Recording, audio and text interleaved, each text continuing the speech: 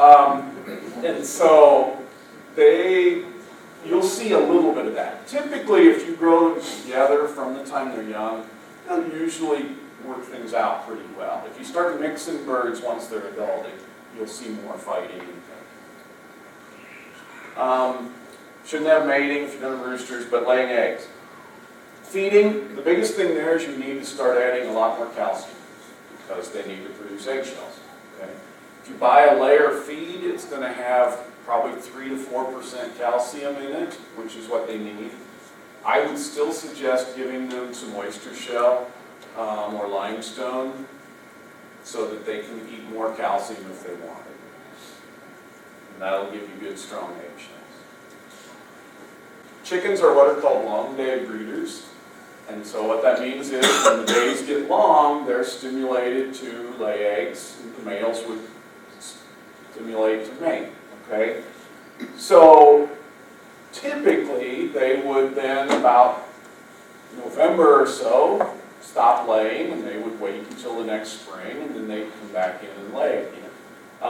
If you want to get eggs throughout the winter, you can add lights, and you can trick them into thinking it's spring all year round. And I'll tell you, the first year, if you get pullets, you'll probably get eggs no matter what. They tend to lay pretty well that first year. I get calls about that. Well, it worked last year without lights, and now the second year, that's when you usually see that cut off.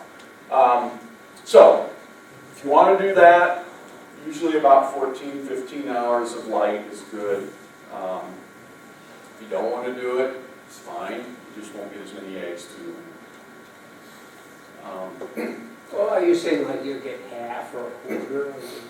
Depends on the breed somewhat. Some of the birds will probably lay pretty well even with just normal natural light. A lot of the older type breeds will probably go out of production until spring. And again, the first year usually is not so bad. As you get 2-year-old hens, that's where you usually see it. You can use like a 20-watt bulb and put it on a timer. Yep. And during the winter, have the light go on at 4 o'clock. Right. It adds 3 hours. Yeah. You're all set. Yeah. And then it goes off, and then Yeah. it goes on again. Exactly. And again, like you said, 20 watts is enough. Yep. There's people using little LEDs. Some of the Amish farmers use lanterns and they're out there. So, it doesn't take much, but yeah, good for you. Cleaning, I'll say there's a couple. You can clean regularly, and a lot of people will do that, especially with a small coop. Maybe it's every weekend, something like that. You can use what's called the deep litter method, and that's what you see here. This is actually from our labs on campus, where we just let it build up. We used to go a year. We don't anymore. They make us clean more often now. But as long as it's kept dry, it works quite well. It'll sort of compost itself, and you can spread it then in this fall usually, or whenever you want to use it. So that's kind of your options there. One other thing, and I didn't have it in here, but a lot of people will put what's called a dropping board, and it's really just a board under the roosts. You can get a lot of the waste out just with that, without cleaning the whole coop so often. Because a lot of it will be at night, they'll leave their droppings there. Composting, I would suggest this is a good way to get rid of your litter. There's a county agent in Winnebago County, and he put together a fair amount of stuff on this, so if you want more information on it, I think it's still there. He said they anticipate around 75 pounds per year per hen. And I think that's pretty good estimate. Okay.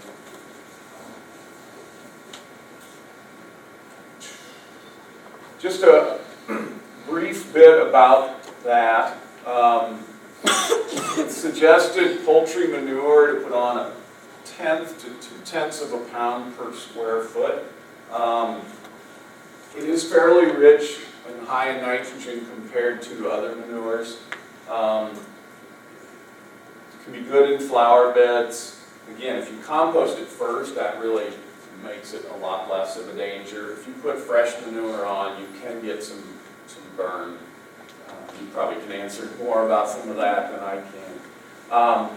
The other thing, and I'll mention this, if you're going to use it on vegetable gardens, there's a bit of a risk of salmonella. And so the CDC suggests, Center for Disease Control suggests that you put it on 120 days before harvest for root crops, and 90 days for stuff that's above the ground. So a lot of people, again, will put it on in the fall and leave it over the winter, and then you don't have to worry too much about it. So a little bit on food safety, that kind of leads us into it. I have a few minutes. This is from APHIS, the Animal Plant Health Inspection Service, USDA. They have a lot of information on biosecurity. They call it Biosecurity is for the Birds, and there's all sorts of stuff online if you want to look at that. But they have these 6 points, and I'll just kind of talk about those briefly. Keep your distance, and the idea of that, again, is to isolate your birds so that they're not mixing with others, okay? The big thing there is to try to keep wild birds away from them.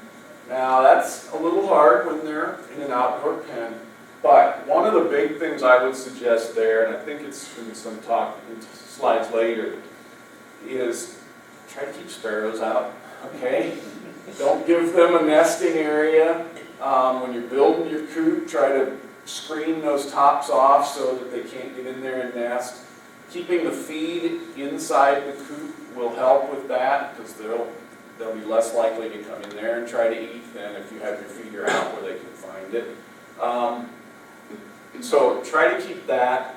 Visitors, within reason.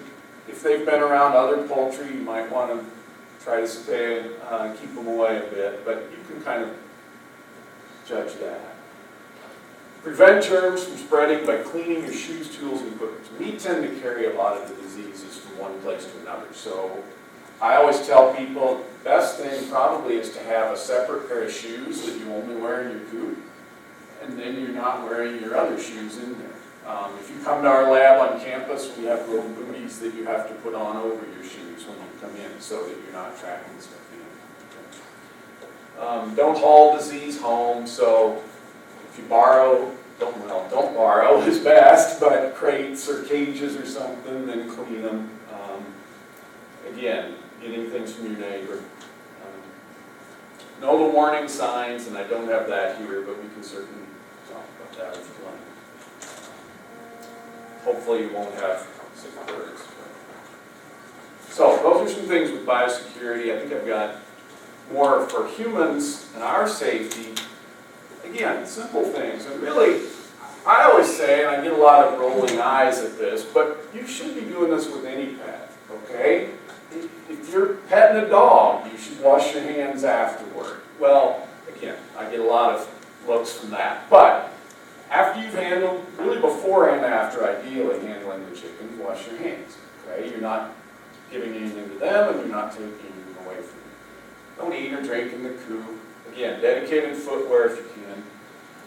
Gathering the eggs promptly. The quicker you get them out of that coop, the cleaner they'll be and less likely to have anything. I would say refrigerate them. Again, some people don't necessarily agree with me on that, but I think if they are infected with something, it grows at room temperature. Yeah. Do you have to clean the eggs? That's always a good question. If you're selling them, yes.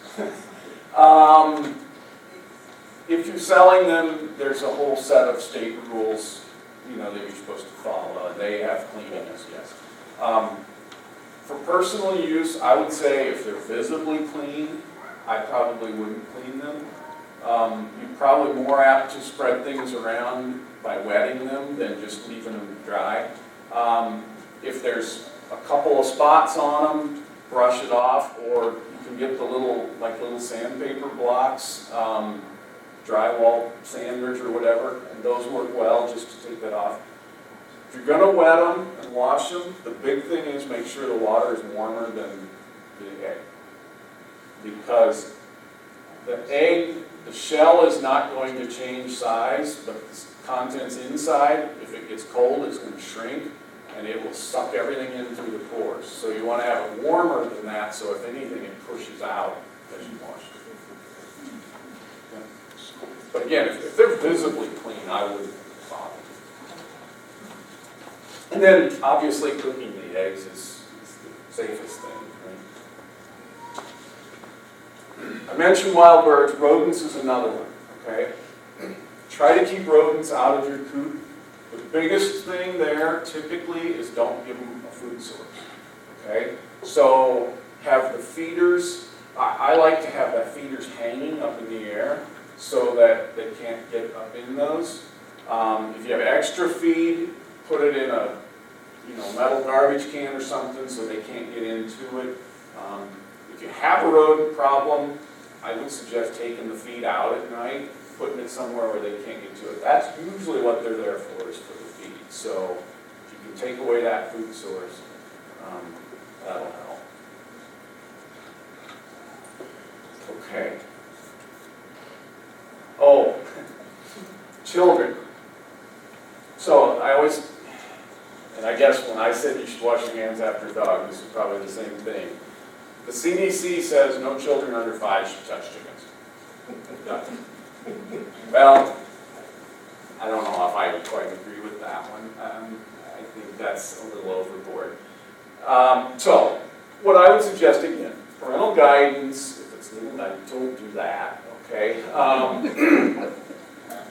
Again, teach them to wash their hands after they've handled the chickens. Clean the surfaces. If the chickens are, hopefully they're not on the table and things, but if they're on something, clean it. And I think some common sense things there will work well. Oops, there's that guy. Man, I'm having trouble with this. Dogs can be wonderful.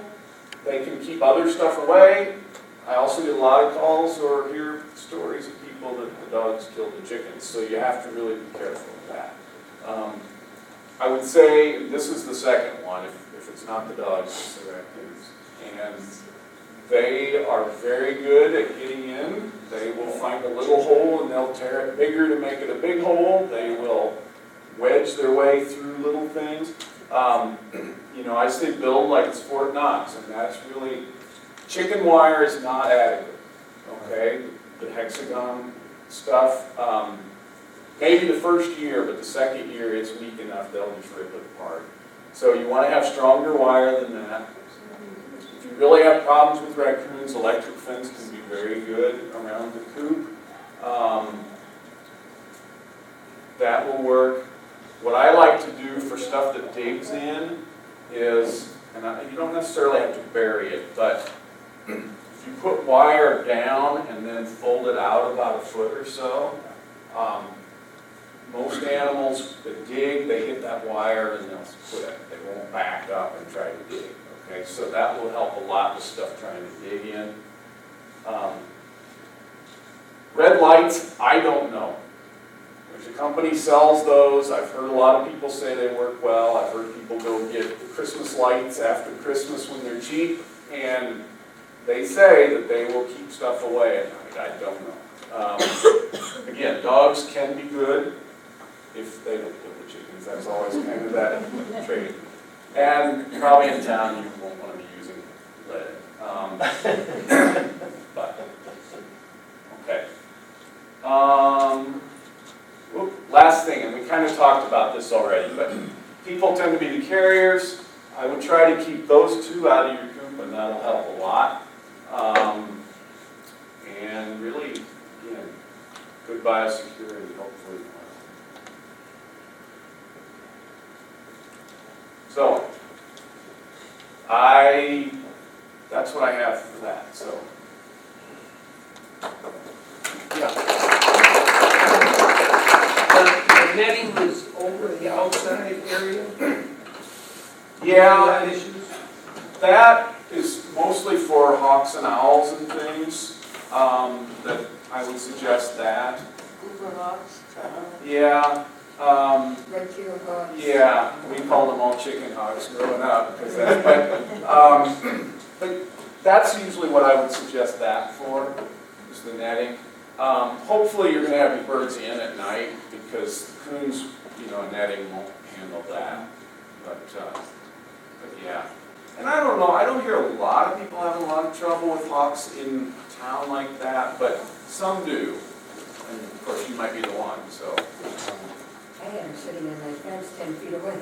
Yeah, and I think the rule said yours have to be covered in town, is that what I Yeah. thought it said? So we have some panels that are going to come up. So Ron will stay up, and then we have, I'll have them introduce themselves as they come up. And so I have a few questions. Some of them were already answered, but you are also welcome to ask some questions. So we have, Ron will be able to answer, and then our local chicken experts. While they're walking up, we don't have any more printed out, but the city of Janesville did print out or provide a brochure with information on chickens, with the latest chicken ordinance. So to do it, you do have to have an application. It's $50 for the first year and then $25 every year after. With that application, you have to draw out what your coop is going to look like so that it's appropriate in size. It's no more than 24 feet, so a minimum of 3 feet per chicken, and then it has to be within 10, or no more, no closer than 10 feet of any property lines or your house, and then 18 from local or from neighboring properties. And this is all just straight from the brochure. And so you have to submit that information with them for that. Yes? Before you submit for your building permit to do this, you have to have the livestock permit from the state as well. Yes, yeah, that's on here too. It didn't say before, but that would make sense. So you have to, as was mentioned in Ron's talk, you also have to have registered with the state as well. And that's to keep all of our birds across the state safe. And then also check with your property's deeds. So while it's okay in the city, some deeds may say that it's not okay. So make sure that that's okay. So this information is available online. And it also has what to do if you want to slaughter your chickens, what to do if your chicken gets sick, who to talk to, those kinds of things. So that information is there. Sorry, I don't have more copies. All right. Otherwise, I will have our guests introduce themselves. You want to go ahead? My name is Beth Callan, and I am on the Hedberg Library Board.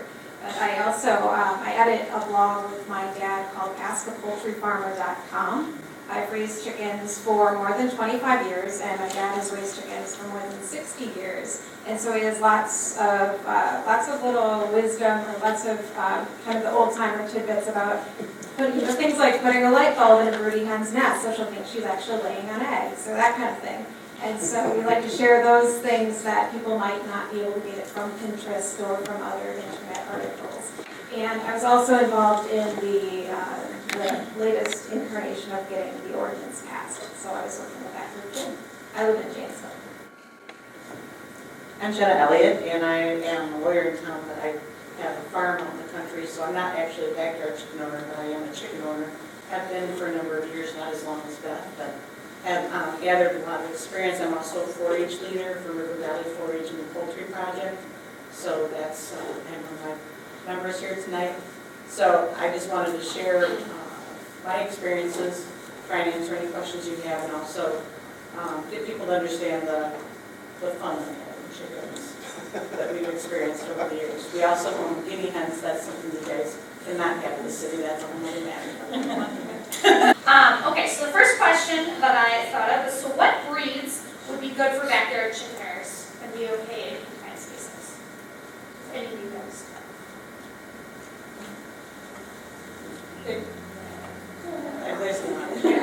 I have the 4-H experience too, so I go a lot by like the purebreds, which are included in the American Standard of Perfection that Jenna brought. This is a really neat book if you've never heard of this, the Standard of Perfection, and it has pictures of all the breeds. So this is the book that people use, the judges use. This is what the birds are supposed to look like. And then when you go to a 4-H show or an open class show, it's your bird against what it's supposed to look like, and that's how it's judged. But it has all sorts of great information about chicken breeds in it. I tend to like Wyandottes, because they're fun. They're pretty good layers. Orpingtons I know are good layers. I tend to avoid Mediterranean breeds because I don't like the chickens that tend to flap a lot. And I was attacked by turkeys when I was small, so I don't like the flapping.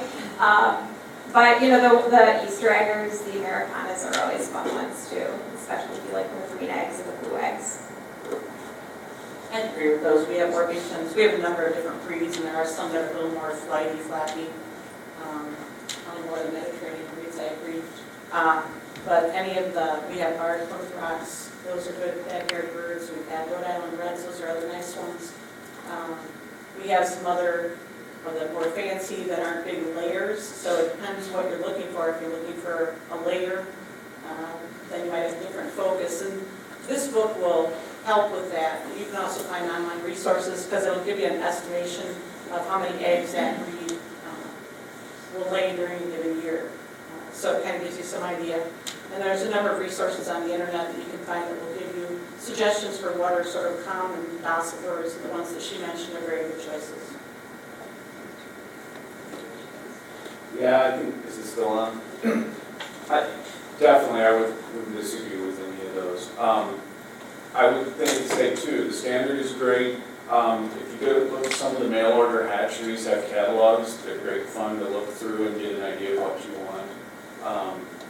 Bantams too, if you're not concerned about egg size, there's a lot of different bantam breeds that are fun, and there are a lot of them docile ones as well. I have a question, can you mix bantams with the standard size chickens? Yeah, usually. We have both. We have 3 different breeds of bantams, and they're mixed in with our the large fowl. I don't know if people know what bantams are. Maybe not know. Okay. I did bring along I brought along some eggs to show the different colors and varieties that we have. But there's the little eggs are the bantam eggs. So you can see what the difference is in the size, but ours get along fine. But they were raised together from a young age. That's kind of the big key, no matter what size the bird is. Any questions? Oh, yes.